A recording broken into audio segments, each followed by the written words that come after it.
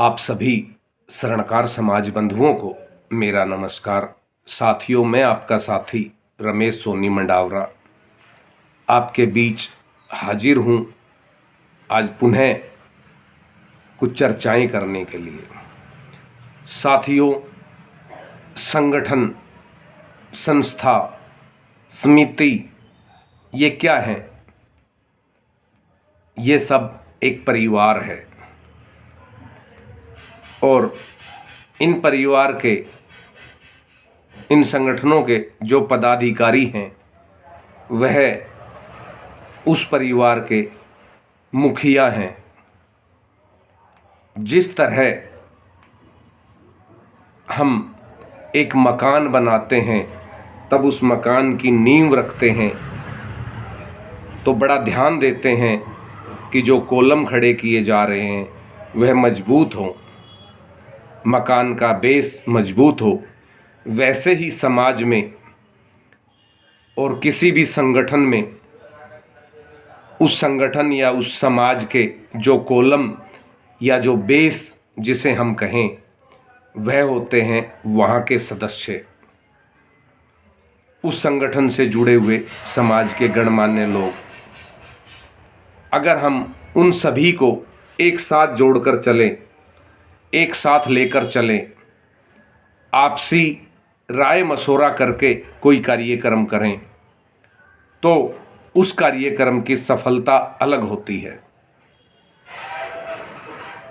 और जिस संगठन में सभी सदस्यों को सम्मान दिया जाता है वह संगठन सदैव निरंतर तरक्की की तरफ आगे बढ़ता है। हमने ऐसे कई संगठन देखे हैं जिन संगठनों का अपने शहर में, अपने राज्य में या आसपास के दूसरे राज्यों में बहुत बड़ा नाम हुआ करता था कि कोई फैसला, सामाजिक फैसला कहीं ना हो तो फला संगठन में चले जाओ, वहाँ ज़रूर होगा। हमने ऐसे कई संगठन देखे हैं, लेकिन आज उन संगठनों की हालत बड़ी विचित्र है। क्यों? क्योंकि उन संगठनों के कर्णधारों ने अपने समाज के बंधुओं को साथ नहीं रखा, साथ नहीं लिया। वह समाज के सदस्यों को, संगठन के सदस्यों को इग्नोर पर इग्नोर करते रहे और स्वयं आगे बढ़ते रहे। आगे बढ़ने की नीति में उन्होंने अपना तो थोड़ा बहुत नाम कर लिया, लेकिन उन संगठनों का चीरहरण हो गया। उन संगठनों का अस्तित्व खत्म होने के कगार पर आता जा रहा है। कोई भी संगठन हो, कोई भी संस्था हो, वह तभी सफल होती है जब उसके तमाम सदस्यों का सम्मान हो, तमाम सदस्यों से राय मशवरा हो, तमाम सदस्यों से साथ लेकर चलने का काम हो।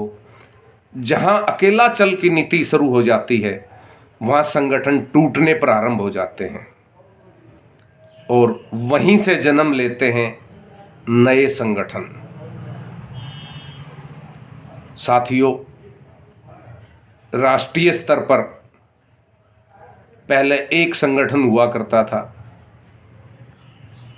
फिर राष्ट्रीय स्तर के संगठनों ने जब अपनी मनमर्जी करनी शुरू कर दी तो आज हालात हैं कि राष्ट्रीय स्तर पर अनेकों संगठन बन गए हैं। ऐसा ही क्षेत्रीय संगठनों का हाल है। जब जब क्षेत्रीय संगठनों के पदाधिकारियों ने स्वयं को ही सब कुछ मान लिया, स्वयं को ही समाज का जगतकर्ता मान लिया, तब तब संगठनों का टूटना तय माना गया है और देखा गया है। और ऐसे में ही नए संगठनों ने जन्म लिया है। साथियों, कोई भी संगठन हो, उन संगठनों को चाहिए कि वह अपने पिलर मजबूत रखे। पिलर का मतलब है अपने समाज को मजबूत रखे। देखा जाता है कि संगठनों में हजार हजार 1500 कार्यकर्ता हैं, सदस्य हैं जो उनसे जुड़े हुए हैं। उसके बाद भी चंद लोग एक कमरे में बैठकर हाथ उठाकर प्रधान चुन लेते हैं। क्या वो चंद लोग ही समाज के मुखिया हैं? क्या वो चंद लोग ही समाज के कर्णधार हैं? क्या वो चंद लोग ही समाज के सर्वे सर्वा हैं? बाकी जो 1500 सदस्य उन संगठनों से जुड़े हुए हैं, क्या उनका कोई महत्व नहीं है? आखिर कब तक हम उन कार्यकर्ताओं को, हम उन समाज के सदस्यों को इग्नोर करते रहेंगे? आखिर कब तक और क्यों करते रहेंगे और वो क्यों इग्नोर होंगे? कोई भी संगठन हो, संगठन तभी तक सर्वमान्य होता है जब वह अपने सभी कार्यकर्ताओं को, सभी सदस्यों को साथ लेकर चले, उनको साथ जोड़े, उनको जोड़े रखे। साथियों, ये समाज है। इस समाज में संगठन तभी तक कामयाब हैं जब तक हम सभी को साथ लेकर चलेंगे। जहां चंद लोग बंद कमरों की राजनीति करनी शुरू कर दें, जहां लोग बंद कमरों में बैठकर हाथ उठाकर प्रधान बनाने का काम शुरू कर दें, उसे संगठन नहीं कहा जाता, वह एक प्राइवेट लिमिटेड कंपनी होती है। और वैसे भी अगर प्राइवेट लिमिटेड कंपनी का ही काम करना है तो फिर समाज की क्या हो सकता है? साथियों, आज बढ़ते सोने के भाव, घटते व्यापार, समाज का युवा बेरोजगार, समाज में विवाह योग्य बच्चों की बढ़ती आयु, ऐसे अनेकों समस्याएं आज समाज में हैं। और इन समस्याओं पर सोचने का विचार आज हमारे पास नहीं है, सोचने का समय आज हमारे पास नहीं है। यह एक दुर्भाग्यपूर्ण बात है। समाज को चाहिए, समाज के कर्णधारों को चाहिए, इन समस्याओं पर विचार करें, इन समस्याओं को देखें। आज हम प्रधान तो बनना चाहते हैं, अपने घर के बाहर नेम प्लेट तो हम लगाना चाहते हैं, हम चाहते हैं कि लोग हमें प्रधान जी कहें, लेकिन प्रधान वाले कार्य भी करने पड़ते हैं। अक्सर देखा जाता है कि समाज का कोई व्यक्ति गुजर जाता है तो उसके क्रीमेशन में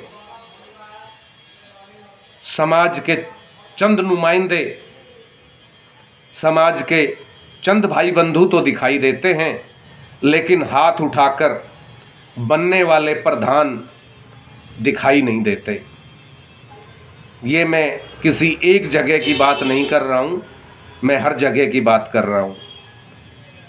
अक्सर ऐसा देखने को मिलता है। साथियों, समय है, समय पर हम जागें और चिंतन करें और विचार करें कि आज हमारे समाज का युवा जो बेरोजगार है, उसे हम किस तरह रोजगार दिलाएं, उसे हम किस तरह छोटे मोटे काम देकर उसके पैरों पर खड़ा करें। आज हमारे समाज में विवाह योग्य बच्चों की आयु बढ़ती जा रही है। उसके लिए सामाजिक संगठन जो बने हुए हैं, उन्हें अपने अपने क्षेत्र में परिचय सम्मेलन करने चाहिए ताकि बच्चों का घर बस के, घर जुड़ के। साथियों, ऐसे बहुत से मुद्दे हैं, बहुत सी चर्चाएं हैं, लेकिन ये तभी हल होंगी जब समाज एक होगा। और समाज एक कब होगा? जब स्वयं को कर्णधार समझने वाले, हाथ उठाकर प्रधान बनने वाले ये पदाधिकारी समाज को साथ लेकर चलना शुरू करेंगे। जिस दिन ये साथ लेकर चलना शुरू कर देंगे, उस दिन समाज में एक नई चमक आएगी, एक नई लहर आएगी, समाज में क्रांति आएगी। उस दिन समाज में ये छोटी छोटी जो समस्याएं हैं ये ख़त्म होती हुई दिखाई देंगी। उस दिन युवाओं की बढ़ती हुई आयु, रिश्ते ना होना, ये समस्या ख़त्म होती दिखाई देगी। तो सबसे पहले हमें समाज को संगठित करना है। और वो कैसे होगा? अगर पुरानी संस्थाएं समाज को संगठित नहीं करती है तो छोड़ दो पुरानी संस्थाओं को और गठन करो नई संस्थाओं का, जहां आपको लगे कि ये आदमी संगठन चला सकता है, इस आदमी के साथ संगठन में समाज एकजुट हो सकता है, ऐसे लोगों को आगे लेकर आइए। किसने कहा है कि पुरानी संस्थाएं जरूरी है? कोई पुरानी संस्थाएं जरूरी नहीं है। जरूरी है तो केवल समाज है। मैं आज फिर कह रहा हूं, जरूरी है तो समाज है। और जहां समाज होगा वही संगठन होगा। तो साथियों, इन विषयों पर चर्चा करें। बढ़ती आयु, रिश्ते ना होना, बेरोजगार युवा, उनको रोजगार हम कैसे दें, समाज में शिक्षा का उजियारा कैसे हो, इन विषयों पर हम चर्चाएं करें। और बदलनी पड़े सत्ताएं तो बदल दो सत्ताएं। ना चाहिए तख्त, ना चाहिए ताज, बदल दो उन सत्ताओं को जो नहीं लेकर चलता समाज को साथ। जय हिंद साथियों।